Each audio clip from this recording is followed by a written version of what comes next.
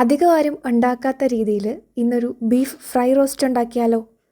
Beef ചെറുതായിട്ടരിഞ്ഞ് അതിൽ മസാല തേച്ച് വറുത്തെടുക്കണം ആദ്യം തന്നെ. ആ ടൈമിൽ തന്നെ ഗ്രേവി കൂടി സെറ്റ് ചെയ്യുക. ഒരു പാത്രത്തിൽ എണ്ണ ഒഴിച്ച് കടുക് പൊട്ടിച്ച് അതിലേക്ക് പട്ട, ഗ്രാമ്പു, കുരുമുളക്, പെരുംജീരകം ഇത്രയും ചേർക്കാം. പിന്നെ സവാള കൂടിയിട്ട് വഴറ്റുക. ചെറിയുള്ളി ഇവിടെ ഇല്ലാത്തതുകൊണ്ടാണ് സവാള എടുത്തത്, പക്ഷെ നല്ല ടേസ്റ്റ് ഉണ്ടായിരുന്നു. പിന്നെ വെളുത്തുള്ളി, ക്യാപ്സിക്കം, കറിവേപ്പില, മസാലപ്പൊടികൾ ഇതെല്ലാം ഓരോന്നായിട്ട് ചേർക്കാം. അതൊരു 10 മിനിറ്റ് ലോ ഫ്ലെയിമിൽ നന്നായി കുക്ക് ചെയ്ത് കഴിഞ്ഞ് നിങ്ങൾക്ക് ഗ്രേവി വേണമെന്നുണ്ടെങ്കിൽ വെള്ളം കൂടി ചേർക്കാം. പിന്നെ തക്കാളി കൂടി ആഡ് ചെയ്താൽ ഗ്രേവി റെഡി. അത് നമ്മുടെ വറുത്തെടുത്ത ബീഫിലേക്ക് ഇട്ട് കൊടുത്ത് നന്നായി മിക്സ് ചെയ്യണം. കുറച്ച് തേങ്ങാപ്പാൽ കൂടി ഒഴിച്ചു കൊടുത്താൽ അടിപൊളിയായി. അവസാനമായിട്ട് ഞാൻ ചേർത്ത് കൊടുക്കുന്നത് കുറച്ച് മല്ലിയിലയും പുതിനയിലയാണ്.